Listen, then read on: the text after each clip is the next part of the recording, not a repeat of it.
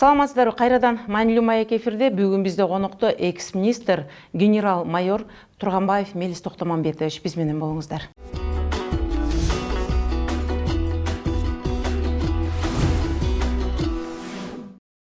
Саламатсызбы Мелис мырза, студиябызга куш келиптирсиз. Мына кече жакында өлкө башчысы коопсуздук кеңешмесин өткөрүп, ошол жерде ушу күч органдарына бир топ өзүнүн эскерүүлөрүн берип айтып кетти.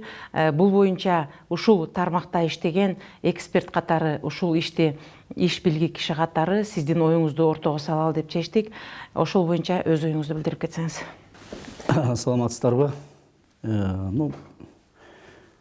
Кеңешме аябай жакшы өттү да, чынын айткандачы. Мына ушунун бардыгын бүгүнкү күндө президенттен күтүп аткан да элдин. Үмүтү да чоң болчу, себеби мына президент баягы шайлоо убагында ошол жерлерде кыдырганды эң биринчи ушул мына коррупция менен күрөшүү, ошо жемкорлуктар менен күрөшүү менен аябай ошого басым жасап, өзүнүн баягы эки выступлениялеринде көп жерлерде айтып өткөн. Мына президент аябай жакшы мындай багыттарды, коррупция менен кандай күрөштү, ошонун баардыгын мындай ачык айкын баардык күч структураларына айтып өттү да, чынын айтканда. Эми мен айта албайм, мен мурда күрөшүлгөн эмес коррупция менен депчи. Конечно, мурда дагы мурунку президентибиз Алмазбек Шарченовичтин убагында дагы бул тарапта дагы көп чоң мындай алгылыктуу иштер болуп келген, бирок ошону бул киши баягы мындан дагы мындай жогорку деңгээлде, мындан дагы мындай жаңы күч катары да, жаңы президент катары ошону күч структураларынан аябай мындай алдыларына мындайча айтканда мындай багыттарды, анан мындай задачаларды, тапшырмаларды берди деп мен ойлойм да бул жерденчи. Конечно, бул жерде эми ошол күч структуралардын жетекчилери буга бир мындай чоң, кандай десем, мындай чоң көңүл буруш керек да бул нерсегечи. Анан эл дагы эл менен аралашып жүрөсүң, элдин арасында дагы мына көп, чынын айтканда, коррупциянын кайра баш көтөрүп, кайра күчөп бараткандыгын дагы мындай көрүнүп турат. Андан сырткары мына уюштурулган кылмыштуулук боюнча дагы мына президент баса белгилөт, ал жөнүндө дагы мына көп нерселер кайра мындай баш көтөрө башлаганы көрүнүп турат. Андан сырткары мына бул күч структуралардын ортосунда мындай взаимодействие деп коет. Мына орусча айтканда, кыргызча айтканда мындай катнаштык бири-бири менен. Ошонун мындай кичине анча-мынча алыстап бараткандыгы көрүнүп турат да. Себеби мына биз эми мен баягы ички иштер министерствосунда иштегенден кийин өмүр бою ошол тарапта мисалы биз мына жана оор кылмыштар менен иштегенде ошолордун баардыгы мына кылмыш иштерин сотко жибергенде мына биз контролго ошол сотко чейин контролдоп, сот менен байланышып, соттун ошо төрагалары менен, мисалы мен ошол кезде баягы министр болуп иштеп турганда сотторго дагы мына биз чынын айтканда мына жана президент өзүнүн билдирүүсүндө, баяндамасында айтып өтпөдүбү, мына көптөгөн кишилер мына сотко чейин барып, анан мындай акталып чыгып кеткендиги тууралуу дагы айтылып атат да. Эми мындай да биз ошол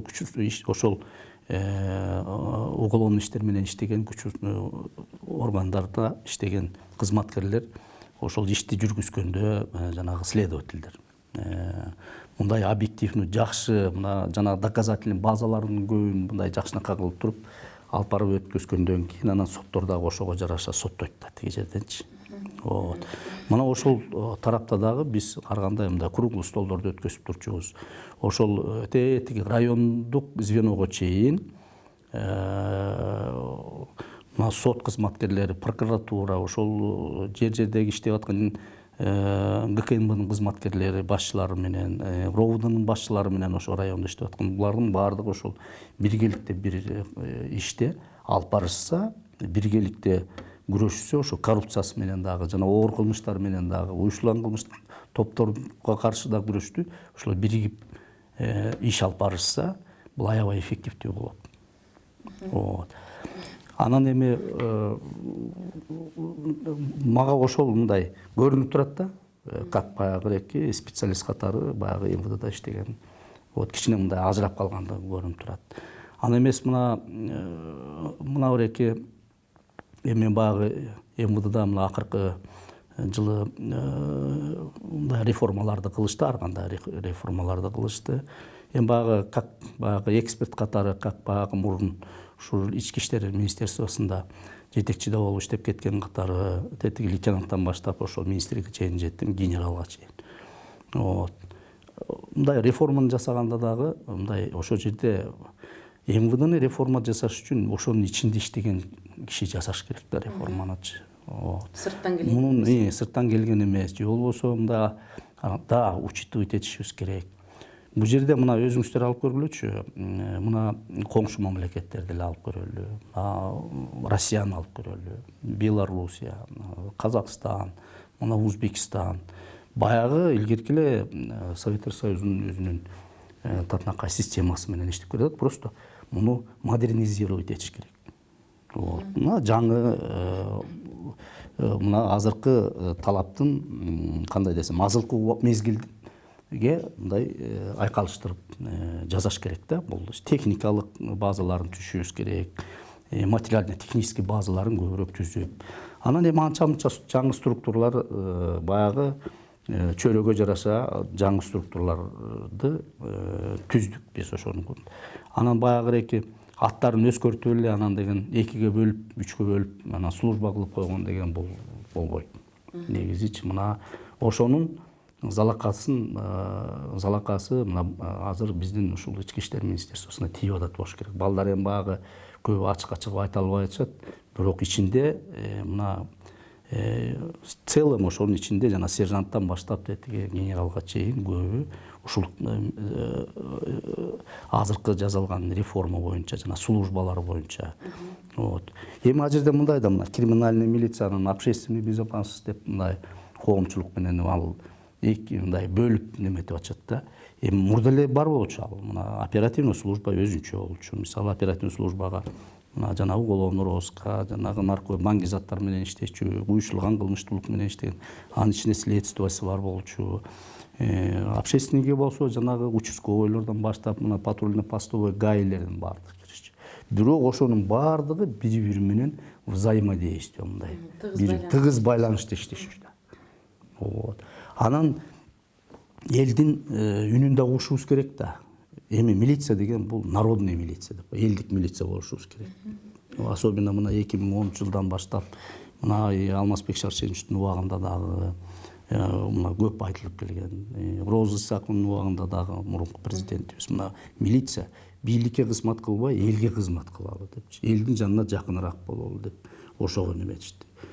Ошон үчүн элдин талаптарын дагы. Мына мисалы мен баягы кылган кишим жок үчүн эле баягы элди кыдырып жүргөн жокмун да. Барып айылдарды кыдырып ошол жерде эл менен сүйлөшүп. Элдин көйгөйүн өз-өздөрүнөн угуп, сиздерге кандай ушу милицияны кандай көрө аласыздар? Кандай иштесек биз силерге мындай сиздерди канааттандырабыз.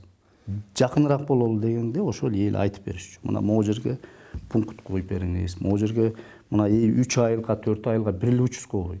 Кышында алыскы региондордо айтышчу. Могу жерге бир участкой коюп бериңиз. Бул участкой стетека жетише албай атат. Айылда момундай уурлук болуп атат. Айылда момундай кечинде ар кандай башаламандык болуп кетип атат. Ушулардын баардыгына биз жардам берели деп анан жанагы общественно профилактический центрларды курганбыз. Ошонун ичинде анан жана участкой бар, ошол жерде жана сот аксакалдарыбыз бар, ошол жерде жанагы биздин данышман апаларыбыз бар, ошол айыл сыйлаган эжекелер бар, ошолордун баардыгы, жаштардын коому, ошол баардыгы биригип алып туруп анан ошол жерде жумуш өткөзүшчү. Кылмыштуулук болбосун, терроризм экстремизм баардык кылмыштын баардык тарабында күрөшчү да. Анан эми азыр мына криминалдык милиция кылып бөлүп коюп, начальниктин үстүнө начальник. Анан деген биз бүгүнкү күндө децентрализовать этишибиз керек. Биз наоборот борбордон, биз ошо кезде борбордон тетиги алыскы региондорду укреплять этишибиз керек, региондорубузду укреплять этишибиз керек да. Центральный аппарат бул өзү баягы методический рекомендация, ар кандай могуреке жогорку кеңешке ар кандай мыйзамдарды, ар кандай эми баягы ошол ишке ылайыктуу иштер менен алек болуш керек да. Центральный аппарат ошо менен болуш керек. Анан деген азыр криминалдык милиция түзүлдү, анан өзүнчө следственный служба деп койду. Андан кийин наркобизнес өзүнчө служба кылып 5 служба түзүштү. Мындан эч мен ойлоп атам, азыр кыйналып атышат. Мен ойлоп атам да азыркы иштеп аткан министр менен ошо замдарына мындай жакшы мындай укпай коюшту го деп ойлойм да. Булар эми баягы көп нерселерин кээде менин алдымда да иштешкен балдар, эми булар менен чогуу иштегенбиз бири-бирибизде. Мындай бир эки үч сүйлөшүүлөрдө айтышканда эми биз араң дегенде ушул жактарын отстаивать этип калдык депчи. Вот эми мындай да бул милицияны реформалаш үчүн действительно элге кызмат кылыш үчүн муну ичинен билиш керек да. Илгери мына биз турганда дагы жанагы неправительственный организацияларыбыз көп нареканияларды кылышчу, көп нерселерди неметишти. Бирок мен алар менен да отуруп ушундай тегерек столдо сүйлөшүп, түшүндүрүү негизинде көп нерселерди биз алар менен дагы аларды убедить этишибиз. Эми биз менен менталитетибиз бөлөк. Менталитет бөлөк бизде. Эми европейский стандартка жетиш үчүн азыр пока бизге дагы көп нерсе бар. Бир эле мисалды айтып коеюн, мына патрулдук милиция. Мунун функциясы аябай, мунун замыслы, мунун түзүлүшү дагы аябай. Мына Алматыда, Казакстанда патрулдук милиция сонун иштеп атат бүгүнкү күндө. Мына канча жылдан бери. Биз көп мына мамлекеттерди барып көрүп келип туруп анан түзгөнбүз мунучу. Просто убагында көңүл бурбай коюшту эч ким. Финансировать этпей коюшту. 536 миллион сом керек болчу. Ушуну полноценный түзүп, жакшынакай толук кандуу ишке жүргүзүш үчүн 40 миллион сом бөлүп беришти. Буга техника керек болчу. Баа билесиздер, көкүрөгүмдө баягы видеокамера баардыгы менен биз бүт толук кандуу иштейт. Бул эмне? Ошол мына азыр умный город деп, ошо кезде жана безопасный город деп, коопсуздук. Азыр мына умный город. Мына ошого патрулдук милиция керек. Кайра азыр мына гаини умный город иштей баштагандан кийин, толук кандуу иштей баштагандан кийин көчөдө гаинин кереги жок болуп калат. Кайра баягы патрулдук милицияны түзөбүз. Мен муну түзгөнүм ошол болчу да, мурда биз түзгөнүбүз бул ошонун баарын учитывать этип, когда-нибудь бүгүн болобу, эртең болобу, все равно умный город болобу же безопасный город болобу, бул проект иштейт. Эртең болобу, бүрсүгүнү болобу. Ошондо мына ошого алдын ала биз көндүрө берели деп балдарды уже түзгөнбүз. Между прочим, ошол патрулдук милиция түзүлгөндө жанагы көчөдөгү кылмыштуулуктагы ДТП-дагы азайган. Диафрагмасын мен жөнөткөм баардыгына. Кандай болгонун, ошо кезде канча болгон, анан кандай болгон. Эми өзүңүздөр ойлосоңор, мына азыр ГАИ кызматкерлери 3-төн 4-төн туруп алып эле токтотуп атат. Токтотуп эле атат. От этого мына шаарда, мына интернеттен окудум, кайра күчөдү. Жол коопсуздук кыймылын, жол эрежесин бускандар. Наоборот өйдө көтөрүлүп атат. Мындан эч ким уткан жок. Андан көрө ошо патрулдук милиция түзүлгөндөн кийин таатына кагат. Бул жерде коррупция да жоголуп бараткан. Себеби бири-бирин контролдоп турушчу. Эми ушул анан көчөдө мындай да, көчөдө не только жол эрежесин бускан, көчөдө ошол эмне кылмыш болсо ошонун баардыгына көңүл бурушчу булар. Көчөдө мисалы мушташып кетет, көчөдө тоноп кетет, көчөдө булар 3 сменде иштешчү. Мына шаарды жаап койгонбуз биз. Кечинде саат 10-дан кийин, 11-12-ден кийин үйгө таттынчыраак кетчүбүз да. Шаардын баардыгында ар бир райондо 5тен экипаж күнү-түнү менен иштеп атат. Анан өзүңүздөр ойлосоңуздар, бир жерде туруп алып, ошол жерди көзөмөлдөгөнгө караганда мындай передвижной болуп, айдап, аралап, дислокация менен шаардын ичин. Ошентип жүрсө көп нарушениялерди көрөт да, выявлять этет. Анан жанагы жаш өспүрүмдөр боюнча дагы мындай сөз болуп атат да, жаш өспүрүмдөр боюнча. Ар бир мектепке бирден биз ошол жаш өспүрүмдөр менен иштей турган инспекторлорду отургузганбыз. Мына өзүңүз күбө болгонсуз, ошол жерде баардыгына сиз өзүңүз катышкансыз ошол жерде. Өспүрүмдөр. Татынакай ар бир мектеп кабинети менен. Ошондо рекет дегендин баары жоголгон да, жанагындай мектептеги мушташтым. Эртең менен мектеп 8-те ачылса, 8-тен баштап участковый инспектор ошол жерде отурчу. Кечке чейин. Ошо балдар менен, балдардын ата-энелери менен, то есть ошол жерде өзүнүн кабинети татынакай жасалган. Профилактический кабинет. Ошол жерде отуруп алып иштечү. Мектептин директору, завуч по воспитательная работа или зам директор азыр билбейт экен. Ошолор менен чогулуп алып, бүт жумуштардын баарын алып барышчу. Мына ошолордун баардыгын жасашыбыз керек да. То есть милицияны бүгүнкү күндө элдин жанына алып барыш керек, жакындатышыбыз керек элге. Анан элден алыстатпаш керек булардычы. Ошону да анан деген бул чоң реформа. Чынын айткандачы, бул эң туура реформалардын бири. Мына биз жанагы Совет министров СНГ чогулганда мына көп ошол Россиянын министри, Белоруссиянын министри, Казакстандыкы мына Касымов генерал полковник.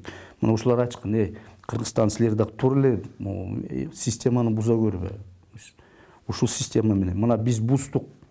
Биз мындай да болду, Казакстан бөлүнүп чыгышкан, жанагынтип бөлгөн, экиге бөлүп, кайра өзүнүн эле исходына келишти.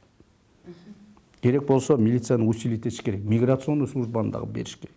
Мына Казакстанда МВДнын составында миграционный служба. 60 киши миграционный служба азыр иштеп аткан. Алар эми таарынбасын. 60 киши эмнеге жарайт? Килейген 6 миллион элге. Миграционный служба мына биздики даяр.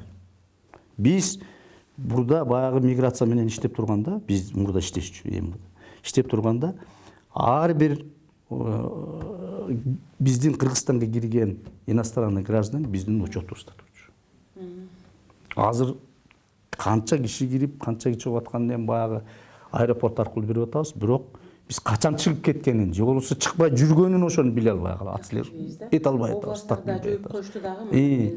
Ошон үчүн миграционный служба, мына Рио ГАИ, мына Казакстанда жанагы немени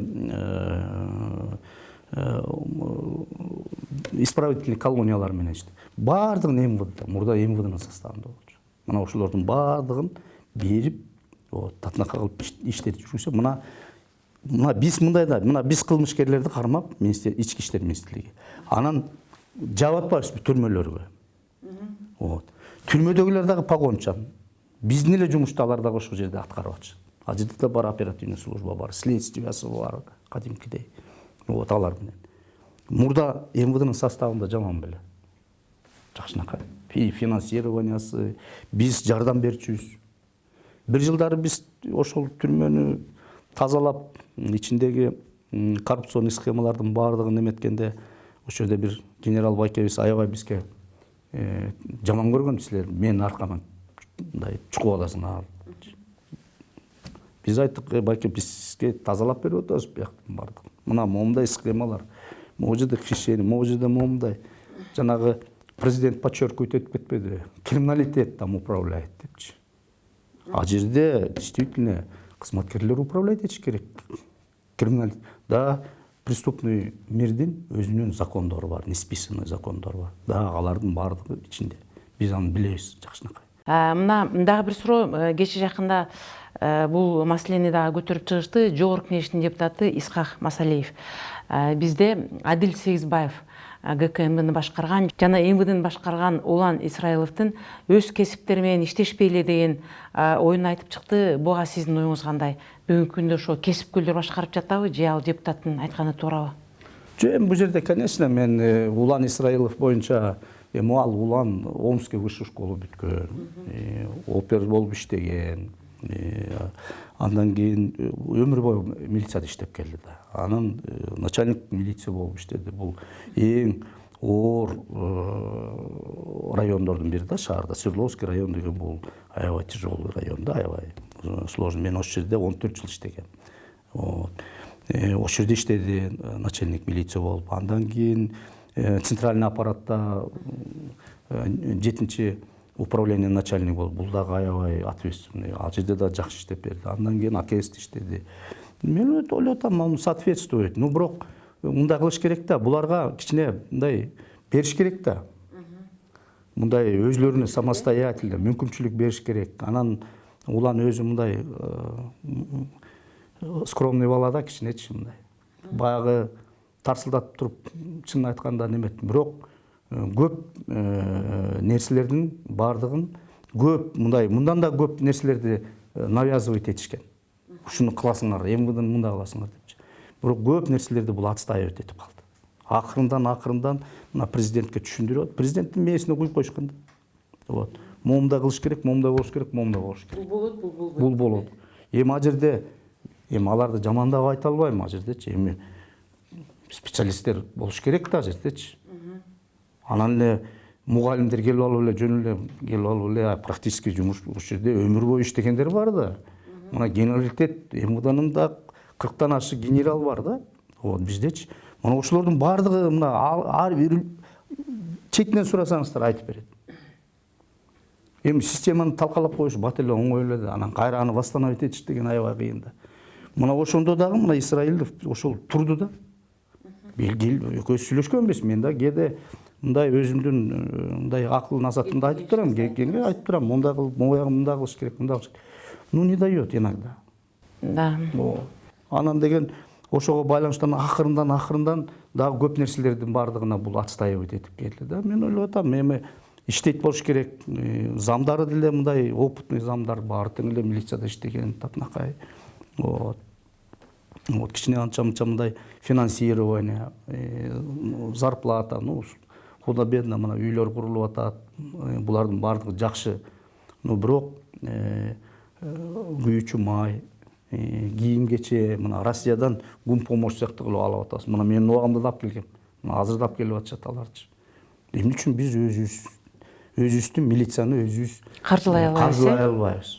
Мен Минфинге канча жолу камта деген скандалдар болду да, уруштук биз. Ушул акча ала албай. Вот.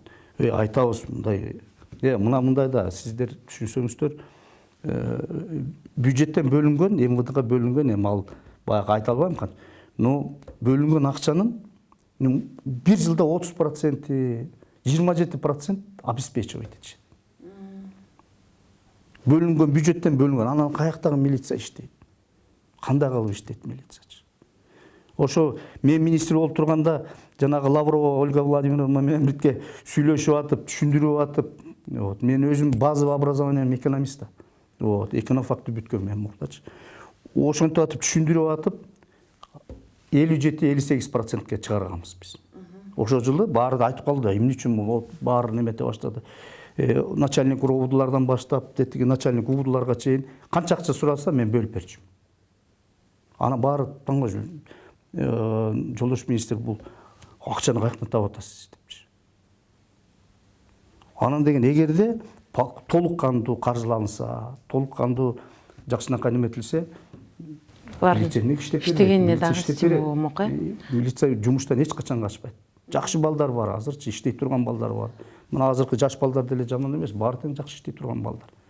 Только мындай кичине булардын дагы оюнда угуш керек да, кичинечи. Оюна жараша анан деген эсептешип туруп анан деген жасаш керек да. Анан деген мына моомдай болот, моюңар болбой калды беле. Баягы эки кырка берген болбойт да.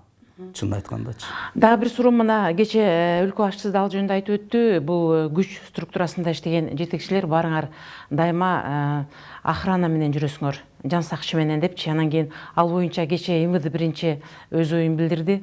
Бул чындыгында эле ушу жетекчилерге жан сакчы керекпи же кереги жокпу? Бул боюнча сиздин оюңуз кандай? Эми, конечно, азыркылардыкын мен билбейт экем, чынын айткандачы. Эми баягы мен көптөн бери аралашып элекмин, мына 1,5 жылдан ашып калды. Мындай. Анан мен өзүмдүкү боюнча баягы ушу комментарий беришиптир. Өзүм жеке өзүм боюнча Суранчиев Абдулла Шергазиевич боюнча айтыптыр. Анан мен жөнүндө айтышыптыр, ошо 4төн бар болчу депчи. Эми мындай да, мен биринчиден график работам бөлөгүрөөк болчу меникичи. Мына мен эртең менен саат 6-дан туруп саат 8ге чейин спорт менен машыгасың, анан 8-тен баштап түнкү саат 12ге. Либо мына бир күнүм жолдо болсо, экинчи күнүм жумушта болчумун мен. Мына бир жылда 100 000 километр басып турмун. Биз эсептегенбиз. Анан мага 2 водитель керек болуп калды. Себеби бир водитель өзүңүздөр көрүп атасыз, жанагы графикке чын айтканда чыдабай кетти да. Андан 2 помощник. Он же помощник, он же жанында баягы кичине пистолет менен бирөөдө жүрүш керек да. Анан ошондой кылып туруп 2 помощник бар болчу. Ал дагы мисалы өзүңүз ойлосоңуз эртең мененки саат 6-дан баштап эле түнкү саат 12ге чейин күнүгө. Суббота, воскресенье деле мындай эс алыш өзүңүз көрдүңүз, мындай андай деле жок болчу чын айткандачы. Бизде ошол кезде чын айтканда мындай мезгил дагы учур дагы ошондой болчу да. Талап ошондой болчу, биз ошо күнү түнү менен иштеп калдык. Мен ошол себептен алардын баардыгын алчумун. Себеби ошол ички иштер министерствосунда иштеген азыркы кызматкерлердин баардыгы билет. Мына азыркы министр деле чогуу көрүп, чогуу өзү чогуу иштедик да, баарыбыз тең замдарынын баардыгы, начальник управления региондордо мына начальник уровень баардыгы билишет да. Анан мен барбаган айыл калган жок. Бүт болгон айылдын баарын кыдырып чыгып, мына ошол жерде көйгөйлүү маселелерин угуп иштештик. Ошого байланыштуу мындай дополнительный киши алганга мындай керек болуп калды. Ошого байланыштуу. Же болбосо эми мен эч кимден коркпойм, өзүм туруп бере алам. Мына азыркыга чейин спорт менен машыгабыз. Бир бешөө менен неметсек моюн бербейбиз да, чын айтканда. Жакшы, курал менен дагы жакшы колдонобуз. Себеби биз эми тетиги лейтенанттан баштап мына генералга чейин ошол оператив кызматта иштедик. Бул жагын баардыгын баягы коопсуздук маселесин биз эң биринчи немеге коебуз. Чын айтканда биринчи ар бир сотрудниктин коопсуздугун биринчи местага коюшубуз керек. Себеби мына ошол эле өнүккөн мамлекеттерди карап көрөлү, Европа мамлекеттерди, Американы карап көрөлү. Бизде сотрудниктин өмүрү эң биринчи турат. Өмүрдөн баалуу нерсе жок. Ал адам жашаш керек, иштеш керек, мамлекетине иштеп бериш керек. Ошон үчүн биз ал кишинин дагы мындай коопсуздугун карашыбыз керек. Мына ошого байланыштуу эми ал балдар кичине айтып коюптур, 4 телохранитель ошолордуку бар болчу деп. Ошол кичине комментарий. Мен бул эске акыркы суроом, бүгүн жакында эле бизден ушу бир кырсык болуп каза болгон, үйүнө келип жанына кол салган жогорку кеңештин депутаты Аида Салянованын эниси Улан Саляновдун кылмыш иши боюнча 2 баланын кармалгандыгын жана алардын моюнунун калгандыгы жөнүндө МВД тараптан билдирүү жасашты. Бирок социалдык тармакта жана биздин коомчулук бул нерсеге 90% ишенбес деген. Жөн эле ошол түрмөдө жаткан кылмышкерлерди моюнуна алдырып коюп, бүгүн таптык деп жатышат деген бир кооптонуу же болбосо ишенбечүлүк пайда болуп жатат. Бул боюнча сиздин жеке пикириңиз кандай? Жөн, балдар бул боюнча аябай күнү түнү менен иштешти, мен билем. Бул жерде ошонун негизинде кылмыш ачылды да. Эми, конечно, ар бир министрдин өзүнүн... Сиз коомчулукта ошол кылмыштын ачылгандыгын ишендирип кете аласыз? Мындай да, эми бул жерде баягы кичине ошол маалымат каражаттарга кененирээк берип койсо, түшүнүктүү болот да бул жерде. Ну, может быть, какие-то есть моменттер бар болуш керек, ошон үчүн баягы мындай дорабатывать этиш керек, кичине анча-мынча баягы толук кандуу баардыгы бүткөндөн кийин бул боюнча мен ойлоп атам, мындай элге ачык айкын билдирет го деп ойлоп атам. Кылмыш ачылгандыгы чын, балдар кармалган, курал жарак алыныптыр. Ошол жанагы жерде колдонулган курал жарак алынып отурат. Эми муну карап туруп, азыр мына тергөө иштери жүрүп атат. Ошо тергөө иштери бүтмөйүнчө негизи кээде следовательдер, следователь бул бизде мындай көз карандысыз да, ал кандай неметсе ошол баардыгына жооп берет да. Балким следователь айтып атат, давайте эч жака чыгарбайлы, анан толук кандуу бүткөндөн кийин анан мындай кылып туруп анан берели депчи. Но мен ойлоп атам, бир аз күндөрдүн ичинде берет болуш керек. Ошондой эле мен мына айтып атпаймынбы, жана прокуратура. Вот прокуратурада мен мына 2010 кийин координационный бир совещанияда мен вопрос көтөргөм. Ошондо зам министр болчумун. Следствияны бериш керек. Прокуратуранын следствиясын увеличить этиш керек, усилить этишибиз керек. То есть жана оор кылмыштарды. Мисалы жана адам өлтүрүү, анан жанагындай экстремисттик багыттагы мындай адамдын өмүрүнө байланышкан кылмыштардын баардыгын прокуратура расследовать этиш керек. Ошол жерде мисалы мындай да объективно болот. Анан экинчиден убакыты да жакшы болот. Анан деген жанагы пытка деп атпайбы? Мына пытка деп эле канча деген иштер козголуп, канча деген балдар неметип атат. Ошонун баардыгы с корнями не будет. Мына биз убагында Эгерде прокуратура өзү следствие жүргүзсө, конечно, оор кылмыштар менен мурда следственный оперативная группа түзүп эле, мисалы оор кылмыштар, мисалы жана Аида Салянованын иниси өлдү деп атпайбызбы, өлтүрүп кетти деп атпайбы. Ошондой контрольный чоң кылмыштарга следственный оперативный группа түзүлчү во главе генеральный прокуратура. Генеральный прокуратура башында туруп, ошол оор кылмышты көзөмөлдөп, ошол жерде следователь по особо важным делам ошол возглавить этип, анан оперативдик кызматкерлер ошол региондун центральный аппараттын күчтүү оперлери бар, анан ошол жерде группа түзүп туруп анан иштеп, ошол кылмышты ачып, анан аягына жеткиччү. Анан аягында соттон да жакшынакай өтчү ошолчу. Объективно баардыгы. Азыр деле мына биз расследовать этип атпайбызбы, орун. Бирок следовательдердин биздеги нагрузкасы аябай чоң. Ал адамдын өмүрүнө байланышкан кылмыштарды расследовать этиш үчүн бул өзүнчө бир чоң убакыт керек. Убакыт талап кылынат да. Анан ал байкуш убийствону расследовать этип, анан кражаны расследовать этип, анан дагы мошенничествону расследовать, же болбосо дагы бир кылмышты расследовать этип атышпайбы? Жетишпейт. Ошон үчүн буну изначально туура эмес болгон. Мен ошол вопросту көтөргөнбүз. Анан кийин эми баягы конституцияга кирип калыптыр, тиги бу деп, анан кийин вообще эле алып салды мына следствияны. Только мындай да, анан үстүндө мына прокуратура надзорду осуществлять деп атпайбы? Надзор деп атат. Надзор на всеми бүт мыйзамдуулуктун үстүндө надзор жүргүзөт. Мисалы жанагы уголовный иштерди изучать этишет. Эгерде следователь болуп иштебеген прокурор кызматкери кантип ошол следовательдин уголовный ишин кантип изучать, ошого кантип мындай юридическая оценка бере алат.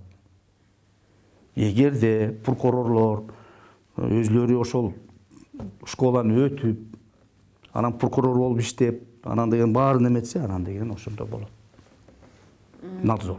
Ошон үчүн бул мындай бир жагынан кадровый подготовканы дагы биз мындай неметип атабыз да. Ошон үчүн ар бир райондордо көп деле следователь жок болчу. Ар бир райондо көп болсо бир 4-5 следователь бар болчу шаарда. Тетиги алыскы райондордо 1-2 эле следователь бар. Баарына жетишчү. Эми мисалы алыскы райондордо эми оор кылмыш деле көп болбойт алардачы. Мисалы болсо бир кылмыш болот 1 жылда, 2 жыл. Зато ошол полноценно расследовать этип анан сотко жиберчү. Ошон үчүн жанагындай оправдательный жанагы жана соттон чыгып кеткендер көп азыраак болчу да. Баардыгы ошо заслуженно наказанияны алышчу ошо жерде. Себеби мындай да, эми сотту деле биз чынын айтканда кээде соттор күнөөлөй беребиз.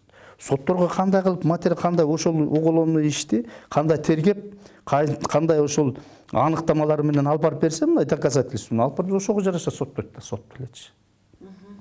Соттун бир немеси, кыйын сотторду билем мен, мына мисалы биз иштеп жүргөндө соттор делону изучать эткенден кийин сразу биз менен байланышчу кээ бир соттор. Мына оор кылмыш экен, кийин момундай деген сөз болот. Дагы дополнительный сиздерде барбы дагы мындай материалдарыңыздар? Себеби могу недостаточно болот. Могу менен акталып чыгып кетиши мүмкүн. Могу жерде туура эмес болуп калыптыр деп бизге мындай берип, мындай чогулганда айтып турушчу да буларчы. Анан жанагы мен айтып атпаймынбы, жанагы бири-бири менен взаимодействие деген бир чети жакшы да. Сот менен милиция, прокуратура баары биригип бир айда бир жолу, бир кварталда бир жолу жолугуп турса, бири менен мисалы соттор көп уголовный иштерди караганда көп недостатоктордун баарын ошол жерден милициянын жана следственный управлениелер бар бизде, следственный отделдер бар азыр эми следственный служба кылып коюшпады. Ошолор менен айтып, могу жерде моундай ошибкалар болуп атат, могу жерде могу следователь моундай кылып койду. Мына анан эртең баарыбыз уят болобуз, мына сот кой берип койду, бирдемесин алып алып. Бизге сөз тийип атат. Давайте мындай кылалы деп, анан ошого жараша биз мындай аябай тыкыз байланышта иштечүбүз да. Ошол мына азыр бүгүнкү күндө мен ойлоп атам да, ушул тыкыз байланыш кичине мындай ажырап бараткандыгы, мен баягы со стороны баягы азыр баягы пенсияда жүргөндөн кийин мындай акырын баягы со стороны көрүнүп турат экен да, мындай көрүнүп турат да баардыгы. Мына ошонун баардыгын кайра эле, бул оңой эле, бул мен ойлоп атам, мына президентибиз айткан багыттардын баардыгын от силы бир айда көрүнүп калат. Иштин жүрүп кеткендиги, эгерде иштеп кетишсе балдар. 2 айда кадимкидей результаттар бериле, жыйынтык бере баштайт. 3 айда баардыгын тегистеп коюшат. Анан жанагы айтып атпайбы, мына Сооронбай Шарипов туура айтып атат. Коррупция чынын айтканда гүлдөп баратат кайра. Мен өзүм деле көрдүм, мына бош жүргөнү көрөт экенсиң, ар кайсы жерде мындай уже уялбай акча сурагандар бар экен да. Мен акча алгандарды да билем да ушечи. Кимдер алып атат. Эми биз деле баягы пенсияда жүргөндөн оокат кылып атабыз да. Аны көрүп атабыз. Бир стройка кылалы деп атабыз, же болбосо бир жерге бирдеме кылып, мындай оокат кылалы деп атабыз да.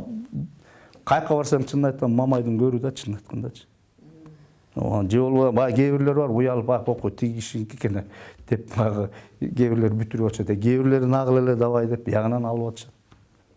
Көрүп атам, мен өз көзүм менен көрдүм. Мына 1,5 жылдын ичинде мына мелкий коррупция деп коет го, майда коррупция чынын айткандачы.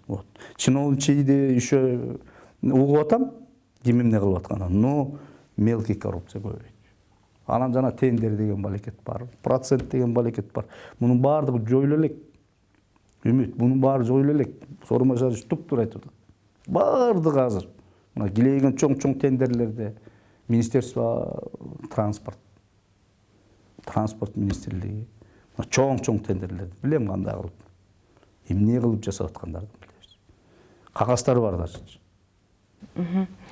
Мындан келди, эми жогоруда сиз айткандай, биз бир нече убакыт күтө тургандан кийин ушу эл бүгүн абдан кулак түрүп, өлкө башчысынын ушундай бир шенимдүү, чечкиндүү кадам ташташына көңүл буруп, мүмкүн мындан ары ушул коррупция жоголуп, элдер бир калыптыкка түшүп, бизде деген ушул бүгүн гүлдөп өсүп атат деген коррупция жөнөкөй калктын жашоосуна кедерги болуп жатканына бир абдан кейип жаткан учурлар болуп жатты эле. Мүмкүн эми бул өлкө башчысынын сүйлөгөн сөзүнүн жыйынтыгын 2-3 айдын ичинде жогоруда сиз айткандай күтөбүз, жалпыбыз эле күтөбүз деп ойлойм. Президенттин бүгүнкү күндө эрки аябай жетет. Мен бул кишиге ишенем. Эрки жетет. Бардыгын билет.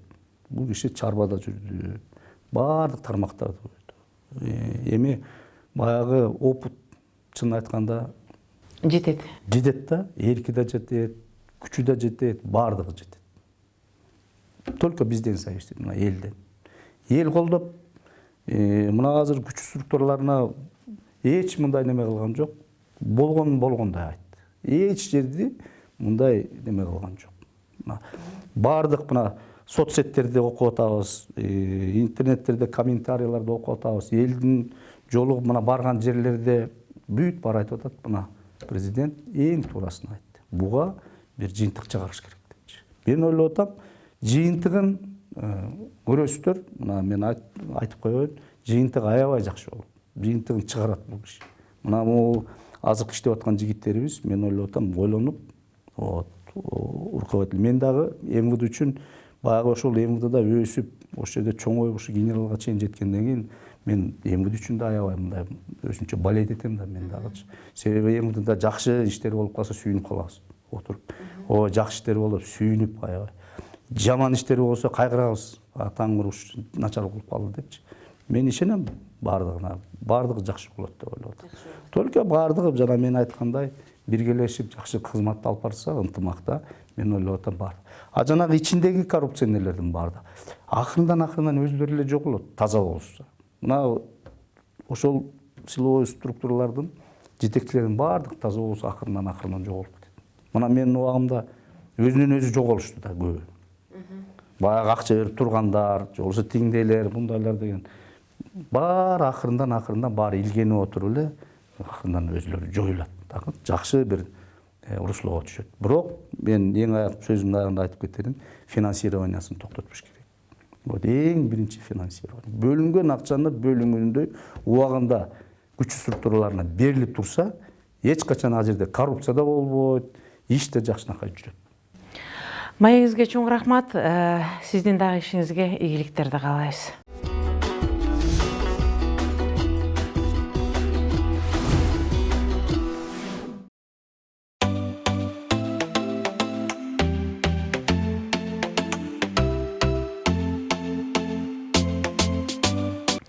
Ушуну менен маанилүү маегибиз соңуна чыкты. Сиздерге экс-министр генерал-майор Турганбаев Мелис Токтомамбетович келип маек куруп берди. Сиздер менен Үмүт Мукамбетова болду. Кайрадан кездешкенче саламатта болуңуздар.